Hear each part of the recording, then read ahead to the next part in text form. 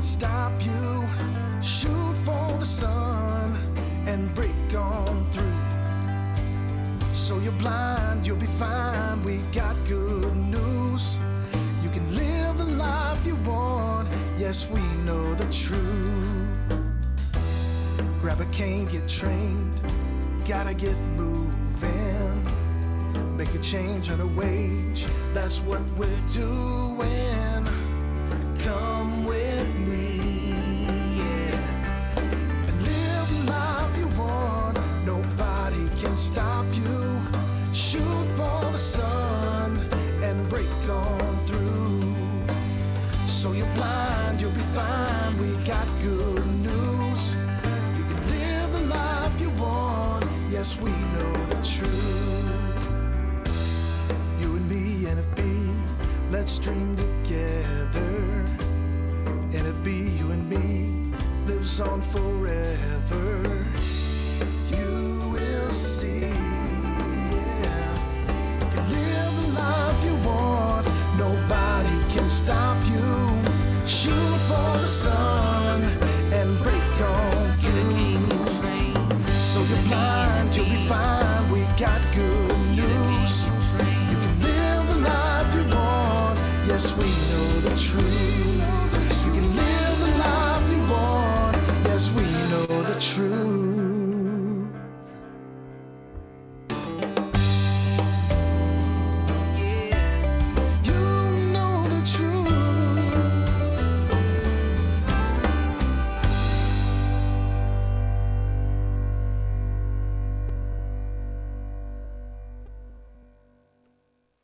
Good evening, everyone. Welcome. We are so happy that you're with us tonight for our live November presidential release.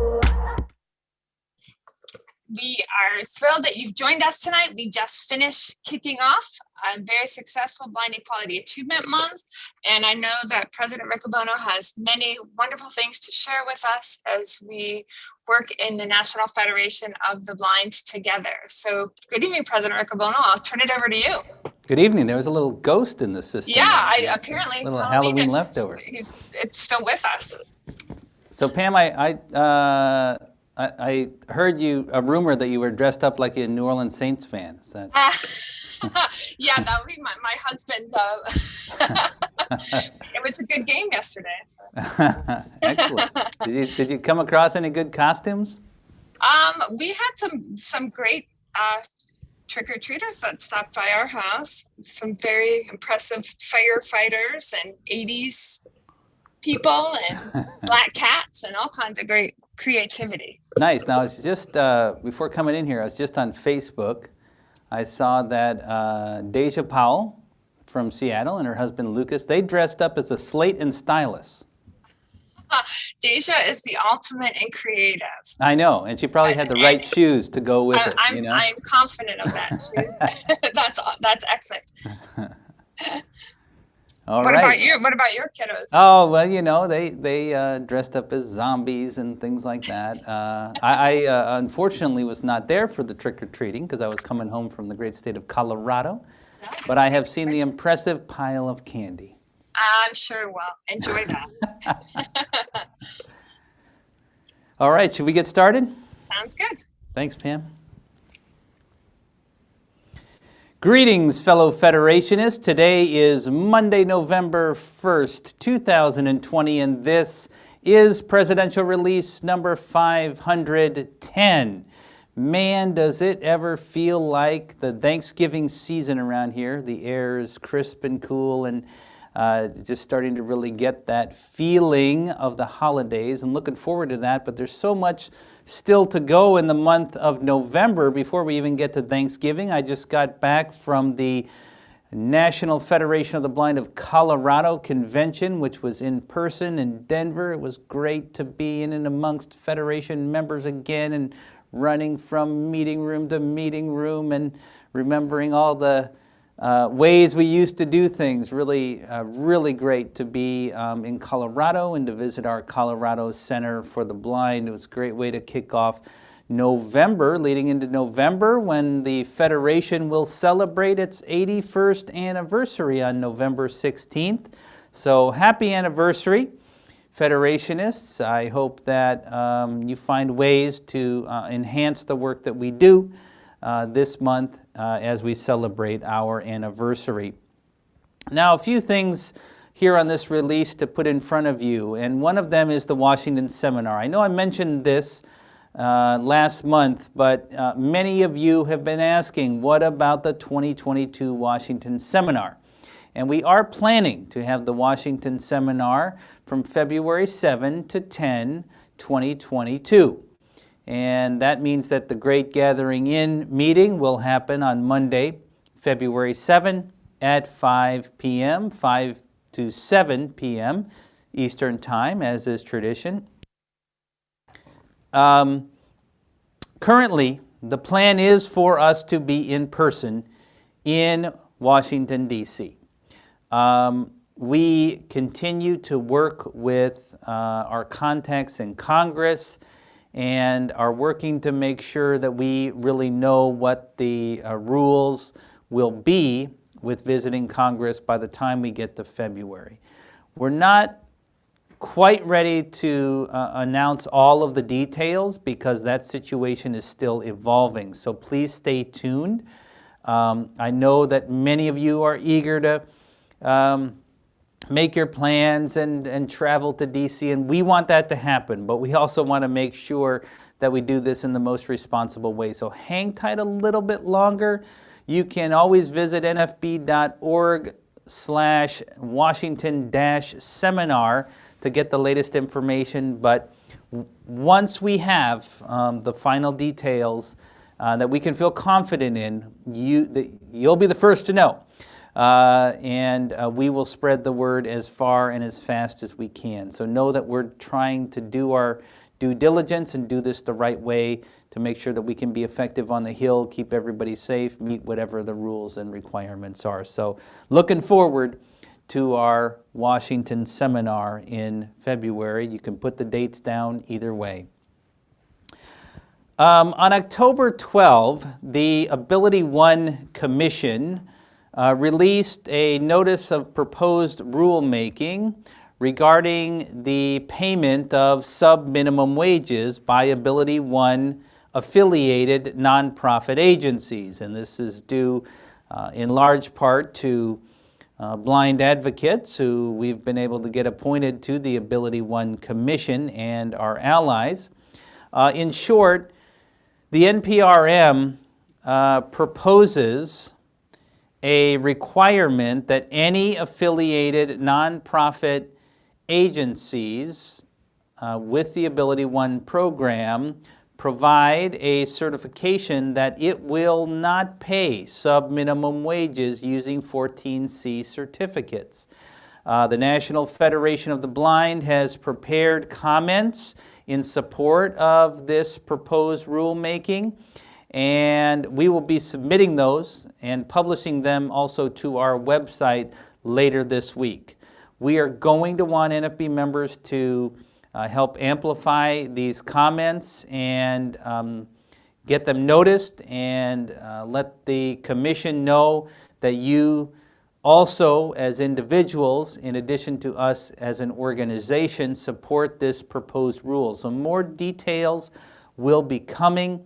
I urge chapters to share this information, to get people to post comments in favor of the Federation's comments, and congratulations to the work of strong blind advocates to help take this next step in eliminating sub-minimum wage payments. And in the last month, we've also had Illinois and Delaware, by the way, that have taken actions to eliminate sub-minimum wages in those states. So we continue to make great progress, but we should not take the pressure off. So we're going to need your help on this Ability One NPRM. Stay tuned. Information will be coming.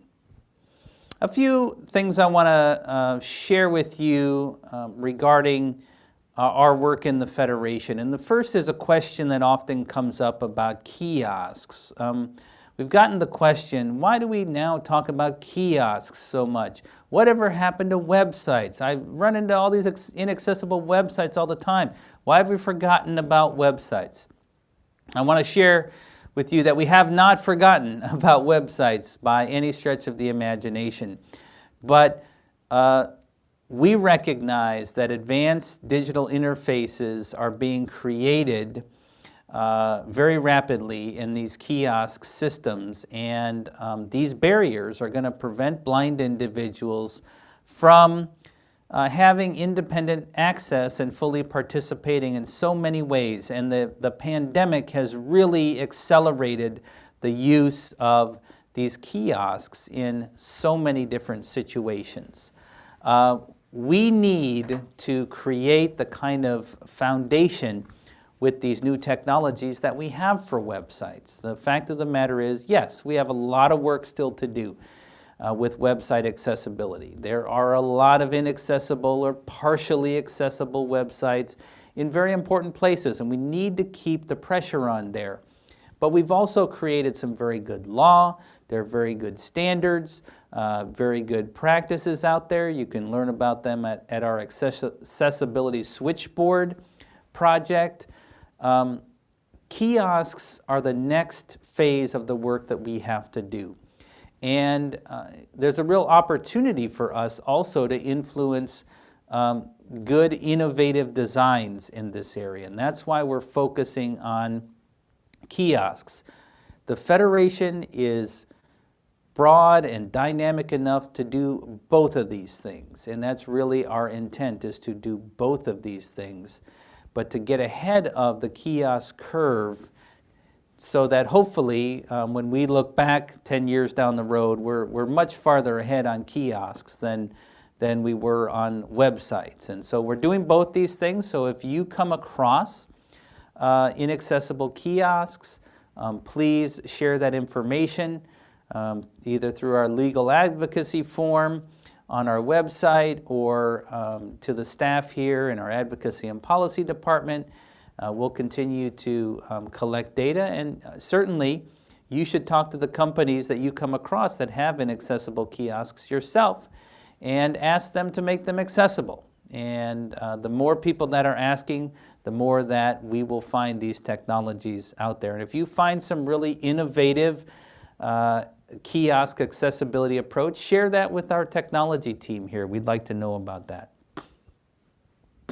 Now, I want to talk to you about the Federation's Code of Conduct, and this is a really important item. The Board of Directors of the National Federation of the Blind has been working on revisions to the Federation's Code of Conduct, and this evening we are releasing a draft of the Code of Conduct and asking for comments about the draft from the membership of the Federation. And we're hoping to get those comments in by December 2nd at noon Eastern Time, so a little more than a month from now, so that we can consider feedback from the membership as we finalize. The board is going to meet here in Baltimore in early December. We're going to finalize a revision of the code that hopefully will go into effect on January 1, 2022. So a few highlights of things that we've changed in this draft code that you will find now at nfb.org/draft code. First, we've updated the introductory section, including bringing the revision date right up front, so it's easy to tell that you have the most recent version of the code that you're looking at. We've added a new section 2 to the code, which clearly specifies who the code applies to and in what situations. The revisions have been made to Section 4 of the code, which was previously Section 3 in the current version. So the new Section 4 removes sexual harassment and clarifies some other aspects, and sexual harassment has been moved to a new Section 5, which is a specific section regarding sexual misconduct. Also, we've made edits to the conflict of interest section to clarify some terms and who needs to report conflicts of interest. And we've extensively revised section 11, which is the violations and reporting procedures section. And that section, in addition to the new section 5, that's where the substantial amount of new content could be found. And also, we've generally streamlined some of the language and clarified some of the terms. There's many ways that you can give feedback, and I would encourage you to go check the code out, the draft code, and give feedback. But you got to do it in the month of November or early December so that the board can consider it.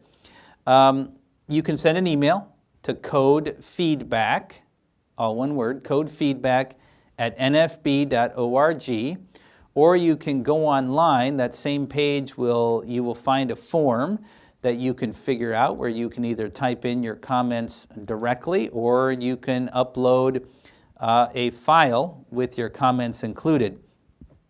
The form, you can submit the form either anonymously or you can choose to give your name. Again, nfb.org/draft code, and you can view the draft code there in HTML, or you can download a BRF file if you want to read it on a Braille device or put it in a Braille embosser. I encourage you to go check out the code, the draft code, and give your comments. The board will be considering this material as we go into the fall in-person board meeting and plan our changes for 2022. And thank you for your engagement in this work.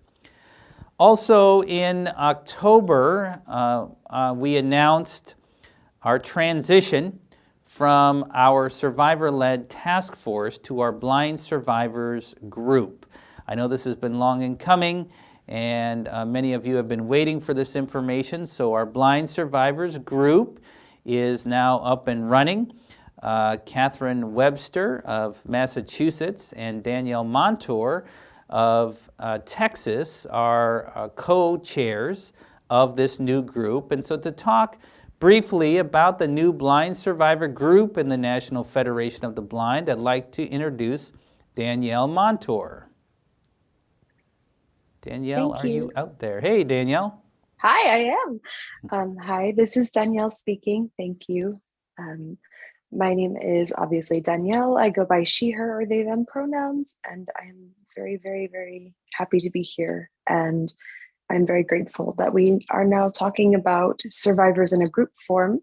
We are having an intentional space for blind survivors and their allies to the survivors of abuse, sexual abuse, and other forms of abuse and trauma, to share support and resources and just exist in a space by us, for us, and really just bring our stories together. That's one part of it. And another part that kind of runs alongside that is we want to have a better place. We want to be building the organization, and we want to be here as survivors, acknowledging our experiences and the pains and the triumphs and all the things that go with it, and really building the Federation through that, and making our own support better, making our community better, and bringing that up to the Federation, the entire Federation level as well.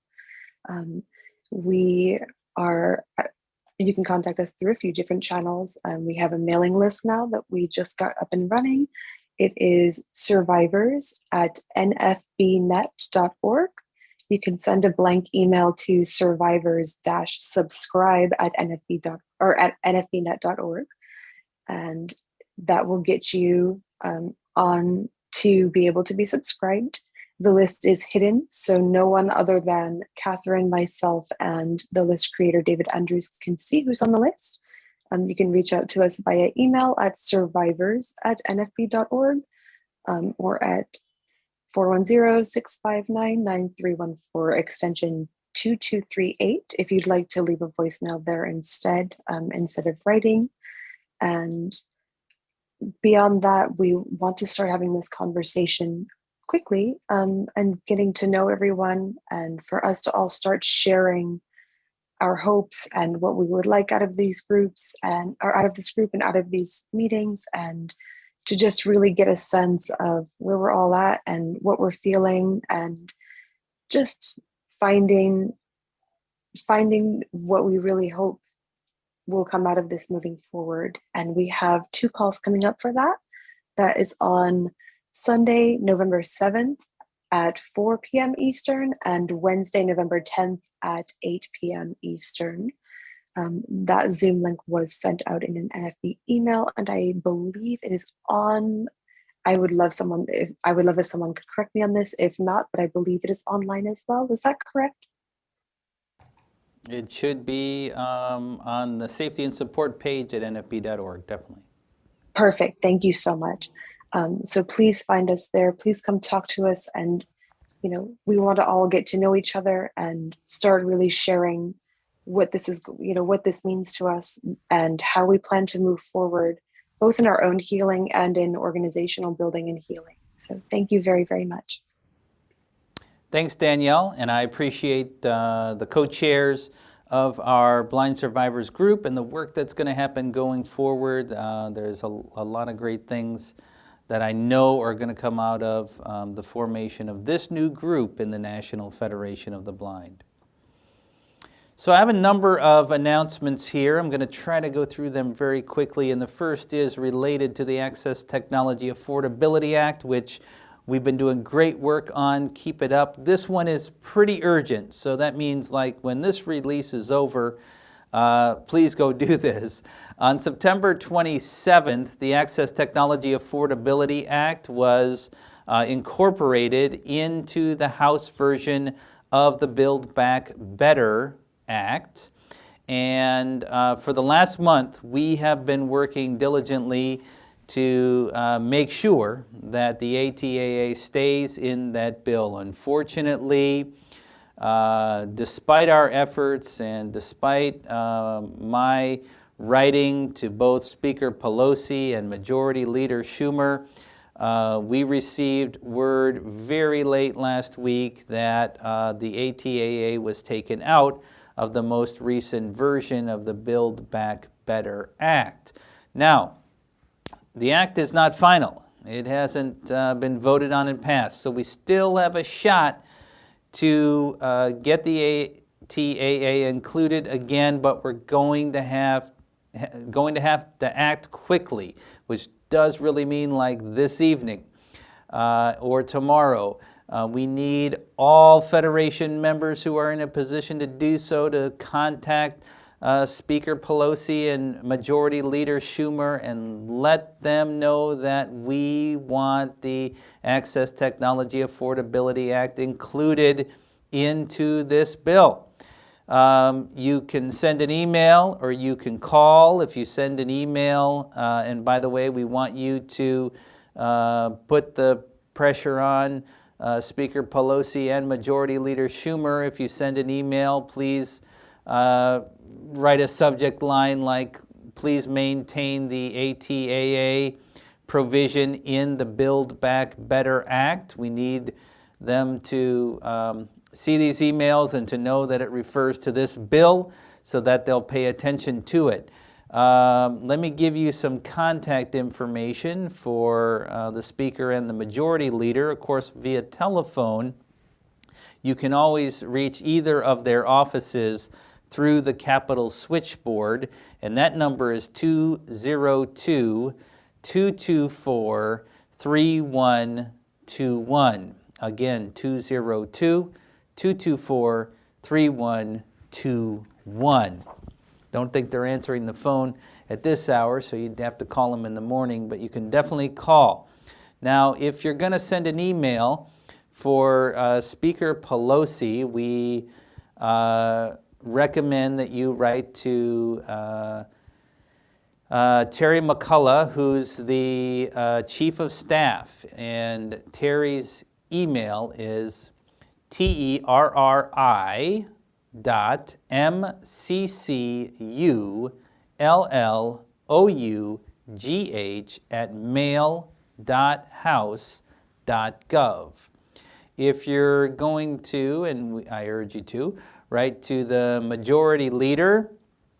His chief of staff is Mike Lynch, and you can reach Mike by writing to Michael-Lynch at schumer.senate.gov. So Michael-Lynch at schumer.senate.gov. If you send an email, we ask you to copy Jeff Kaylock here at the national office so we are aware of it and have a copy of it. Jeff's email is jkaloc@nfb.org. Pour the pressure on as soon as you can. If you can do it this evening, great. Otherwise, do it first thing in the morning. It's really important. We really have great support for this bill. We want to see if we can make one more big run at getting it to be in this important legislation that's being considered in Congress. So thank you for taking action on that. Another big thank you to Federation members who helped support our matching gift effort that we had for Blind Equality Achievement Month. We were able to meet our matching gift pledge of $50,000. So congratulations and thank you again to our anonymous donor for putting up the $50,000 for the match. Great work, Federation members. We exceeded our goal, and that's really going to make a difference as we prepare to go into the end of the year and into 2022.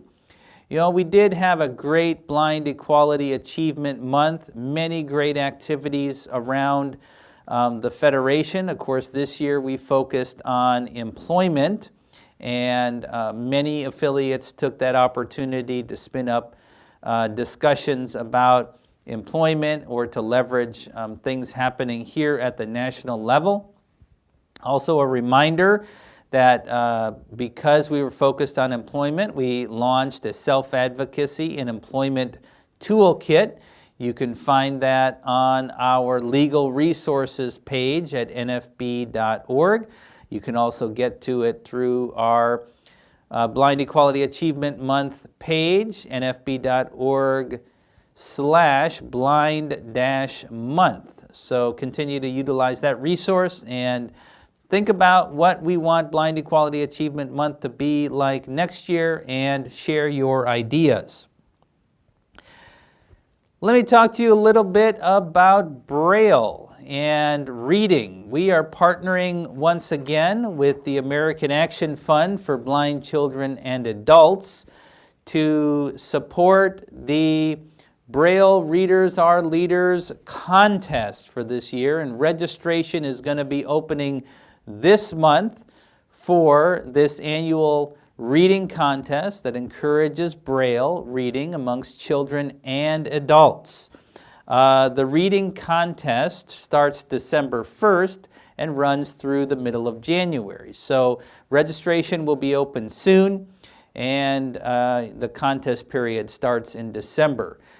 You can go to actionfund.org, actionfund.org, to find information about the Braille Readers Are Leaders contest for 2021. And I encourage chapters and affiliates to use this program as a way to do outreach to blind children and their families, but also to encourage Braille reading and mentorship amongst adults in the chapters. I know that a number of chapters last year used this as an opportunity to get together and share some mentoring, read together, inspire each other. We have some new tools happening for the Braille Readers Are Leaders contest this year, and I've gotten a little sneak preview of some great incentives and prizes that are happening. So I encourage everyone who's interested in Braille reading to promote the contest and participate if you're. It's also the time of year where we again reestablish our partnership with Santa Claus at the North Pole. And so this year again, the National Federation of the Blind will be helping jolly old Saint Nick to provide Braille letters to blind children who are 10 years of age or younger. Now, this year, the Federation is also expanding this partnership to offer letters that celebrate winter to those children whose families may not want to put Santa Claus front and forward. You can get a letter, a winter letter, also for your child. And again, this is for children 10 years of age or younger. Each option, the Santa letter or winter letter, is available in both English or Spanish, and the letters come with both Braille and print copies, along with some additional fun activities and that sort of thing. Obviously, the print is for the parents that are not literate in Braille, so they can know what's in the package as well. The registration for the letters, I guess the request form, will be available starting November 8. You can learn more at nfb.org. And of course, you'll want your letter in time for December, so it's a short window, so make sure to get in there early so you can get your letter ordered, and please spread the word to families in your affiliates. For the last 2 years, we have had the Braille Enrichment for Literacy and Learning program happening virtually in what we call our in-home edition, and that's been really successful. But we're looking forward to 2022, where we're planning to have some in-person Bell Academies again in some affiliates that are ready to take that on. But we're also planning for a national virtual in-home edition that will have a limited number of spots. So we're going to do both. NFB affiliates are encouraged to have a Bell coordinator to help share information and coordinate at the affiliate level. Again, if you're not planning to do an in-person Bell Academy, you can still promote the in-home edition to children and families in your state, and a coordinator could really help make that happen. If you haven't yet appointed a coordinator, a Bell coordinator for your affiliate, please send contact information for who you would like that to be. I guess this is really targeted at affiliate presidents and leadership. Send an email to education@nfb.org with the affiliate Bell coordinator's contact information so we can keep you up to date.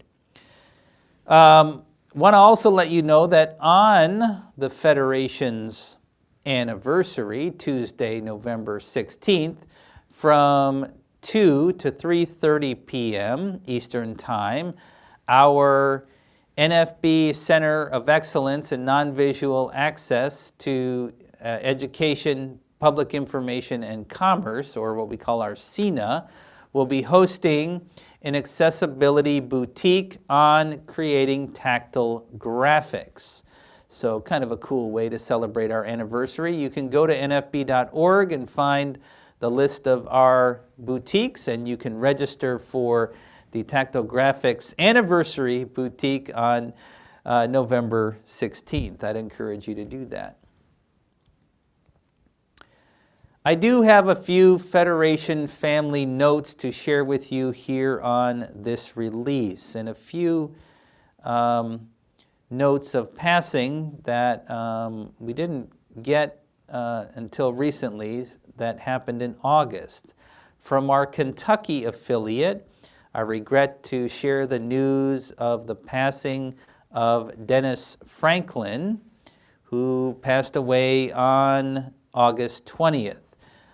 Dennis was a longtime member of the National Federation of the Blind of Kentucky. He joined sometime in the late 1960s. He served as treasurer of the state affiliate for a number of years. He also served in a couple of terms as president of the Greater Louisville chapter. Definitely would ask you to keep Dennis in your thoughts and prayers. From Florida, we received the news from Kay Baker, who's the president of the Greater Jacksonville chapter, of the passing of Valerie Robinson on August 30th. Valerie, is described as a tireless and caring advocate, and she had been a member of the chapter for a number of years. From our Wisconsin affiliate, we learned today that just yesterday, Roger Boehm, a lifetime member of the Rock County chapter of the National Federation of the Blind of Wisconsin, passed away from complications of COVID. I knew Roger. I was a member in the Rock County chapter at one point. He was a great advocate and did all that he could to get technology to any blind person he could. So I encourage you to keep Roger's family and friends in your thoughts and prayers. Excuse me. Now from California, Rochelle Houston, the president of our Pathfinders chapter, sends the sad note about the passing of Sarah Mosley. Now, Sarah was 104 years old. She was the oldest and longest serving member of the chapter there, longest active member, and she was a real life force in that chapter. I had the honor of meeting Sarah at the National Convention in 2018. I remember we introduced her at the Rookie Roundup, and one of the oldest participants we've had in the Rookie Roundup meeting at the convention. So really sorry to hear about the passing of Sarah, but someone that lived every year of her life with real vigor, and she made a great difference in the Pathfinder chapter, so she will be missed. Now, I do have one joyful bit of news to share that comes from Adelmo Vigil of New Mexico. He says congratulations are in order to Chris and Tara Chavez on the birth of Shane Kendall Chavez, born on October 5, 2021, weighing in at 7 pounds, 10 ounces, and measuring 20 inches long. Tara is the president of the Albuquerque chapter and the second vice president for the affiliate. So congratulations to the new parents and welcome to Sean as the newest member of the National Federation of the Blind. Pam, I think that's what I have at the moment. I'm flipping it back to you. Okay, thank you so much, President Riccobono. And I just want to share just a quick reminder for tonight for our questions. Just a reminder that you can ask questions in the Q&A feature, which is available on the web and in the Zoom app. Also, you can email questions to cdanielson@nfb.org. And our outstanding communications team will be following up on questions. So thanks everybody for those who have submitted questions already. I want to share our results for our poll. We appreciate everyone's participation this evening in our poll. So our first question was, what is the biggest barrier you face to equal full participation in society? And the top answer with 39% was low societal expectations, and which is what we in the National Federation of Blind are all about changing. Our second highest was lack of access to reliable transportation, something that we are also continuing to work on. So we really appreciate the input. We also had, in honor of Thanksgiving coming up here in a few weeks, we asked about everyone's favorite Thanksgiving side dish, which I must say, this top answer surprised me a little, but our top vote getter was stuffing or dressing, depending on where you live, what you call it. Really? Yeah, I know, surprising. I know, I was as well. I thought it would be why fill up on side dishes when there's pie afterwards, which my favorite was 15% right. People said that. But our second vote getter was mashed potatoes. So another delicious. Yeah. I'd take mashed potatoes over stuffing. Yeah. And third, sweet potato casserole, one of my favorites, marshmallows on top. Nice. So got some great poll. Thank you everybody for participating. And we have some excellent questions tonight, President Riccobono. So our first question is from Jennifer Gass. And Jennifer was wondering if you could give us an update on the progress in enforcing our 2019 resolution to have agencies for the blind increase representation of blind people on their boards of directors and staff at all levels, getting them to sign a pledge and encouraging Department of Rehab Services to contract with agencies in line with this practice. So great question, Jennifer, and thank you for asking it. This is an effort that is still underway and definitely can be amplified by every affiliate. At the national level, we were prepared to really go like gangbusters and promote this as we went into 2020. And we, not to say we put it on hold, but we put it a little bit on the back burner because of COVID. We were really focused on getting agencies to continue to provide services and to make sure that agencies were helping blind people get access to the real resources they needed around COVID testing and things like that. So very soon we're going to have a webpage at nfb.org highlighting the resolution about the pledge for private agencies for the blind and highlighting those agencies that have committed to the pledge.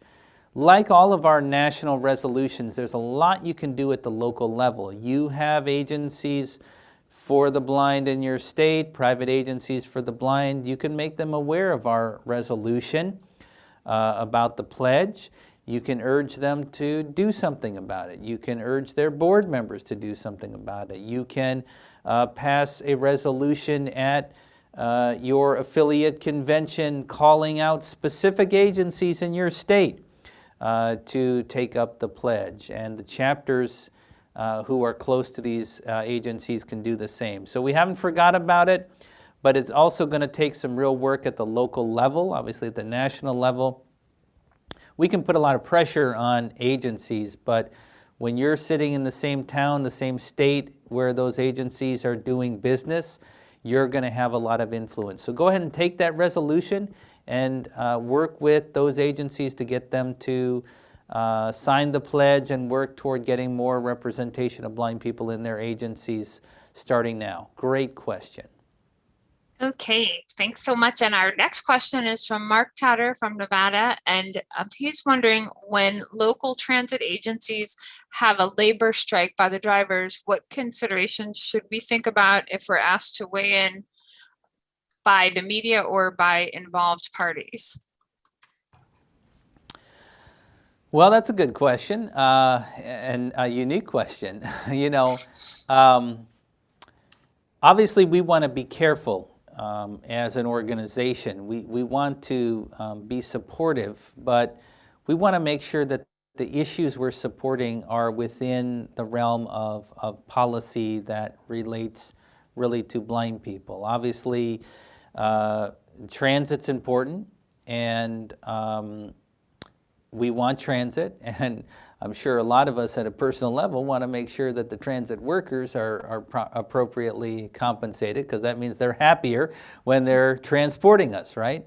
But we have to be a little bit careful about getting outside of our lane with these issues. So what I would say as it relates to workers' issues like that is, although it kind of relates to blindness because it affects us, we need to be careful of staying out of the politics of issues like that where we don't have a real policy stake. And that's really a conversation that your affiliate board or local chapter board should be having, but don't let other people draw the federation into their issue. We have to be careful about when we pick sides. And I don't know the details of this specific issue, but it sounds a little to me like it would be outside of our realm of things we'd be concerned about. And we want to make sure that our name and our brand continues to be clear and strong. And we have done really well at getting broad support on our issues from people who usually don't agree on other things. And partly that's because we're really laser focused on making sure that we're amplifying issues that relate to blind people. And we don't just lend our name to things that are kind of involving blind people. So I'd be real thoughtful about endorsing a particular side of an issue that only really kind of touches Federation policy. Okay, great. Our next question is from Wade Hemmelrick, and Wade is wondering, when it comes to state benefit programs, how are recipients from around the country dealing with accessibility issues? He references a story from Indiana and just wonders how we are handling that. Yeah, so we had a case in Indiana, which was a great victory. You're going to read more about it in the Braille Monitor. We talked about it at the National Convention. Our affiliates should definitely be looking at advocacy work as it relates to the accessibility of state benefit programs. And you can point to the work that we did in Indiana as a national organization as a model for what states should be doing in terms of making their websites and access to their benefits programs accessible. That's really going to happen on a state-by-state basis, and it's a good thing for the affiliate to take up as a priority. Not just the rehab agency, but whether it's unemployment or family support, any of the other state benefit services, the processes should be accessible, the website should be accessible, and you should use the Indiana work we've done as a model for what you can do in your state. By the way, including the action in the state could be to get a stronger bill in the state legislature to make sure that these state agencies are meeting their obligations by being fully accessible. Yeah, definitely a model there for sure to follow. So thank you so much. And this question has been submitted by Raul Gallegos, who is the president of our National Association of Guide Dog Users and the first vice president for the NFB of Texas. And Raul is wondering, President Riccobono has a question in reference to your favorite cane decoration during the holiday season. Raul likes penguins. So Penguins. yeah, so he Nice. mentioned that he's got some, and also decorating cane and dog, red and green trim. So Raul's curious about what your holiday festive decoration. Nice. Well, I had to admit I don't often spend a lot of time decorating my cane, but I have put lights on my cane before. So I had to go with lights. But I'm open to suggestions, and now that I've said that, I'm sure I'm going to get people mailing me all sorts of decorations for my cane. But I'm going to go with lights on that one, Pam. How about yours, Pam? What do you decorate? I don't your cane? know. I'm kind of like you. I'm gonna have to. Raul's thrown out a challenge. Yeah, have to right. I'll have to think of something really creative. I also like the red and green look, like Raul mentions too. Okay, so Pam, we're going to be together in person for the next presidential release, right? That's right. That's okay, correct. So that's our challenge, is to decorate our canes for December 2. We've got this. I'm glad I've got some time to think about that. So, well, I appreciate everybody's questions tonight. Thank you so much for submitting these questions. And as we mentioned, if we did not have a chance to answer your question tonight, our wonderful communications team will be following up with everybody. And I want to thank everyone again as we prepare to celebrate our anniversary later this month in the National Federation of the Blind. I would encourage everyone to join the next NFB Presidential Release Live on Thursday, December 2nd at 8 p.m. Eastern using Zoom, the Nation's Blind YouTube channel, our internet stream, or by asking your Amazon device to open Nation's Blind. It will also be the week of our national board meeting. Contact President Riccobono at 410-659-9314 or via email at officeofthepresident@nfb.org. Thanks so much, and I'll turn it back to you, President Riccobono. Thank you very much, Pam. It's great to hear your voice. Look forward to having you in person for the next Presidential Release Live. That's what I have for November for you Federationists. I do hope that you'll take an opportunity to celebrate the Federation's anniversary on November 16th. I know I am very thankful for the difference that this movement has made in my life and for all of us in this nation, and I'm looking forward to what we're all going to build together going forward. Since I won't have an opportunity, I'm going to take it now to wish everyone in the Federation a very happy Thanksgiving, and again express my gratitude for the work that happens every day in local communities that makes such a difference in this nationwide movement we have. We do have a lot to be thankful for as an organization, and it starts with the bond that we share with each other. So thank you for the opportunity to serve and build alongside each and every one of you. I'm going to leave you with some customary endings by saying, let's go build the National Federation of the Blind. Hi, I'm Elizabeth Riccobono, and I'll be telling you 2 jokes. 2 jokes today? All right, lay them on me. How do you know that you're done with your math homework? I don't know, how? You put a D in front of 1 and then it's done. Oh. How do you make 1 disappear? I don't know, how? You put a G in front and then it's gone.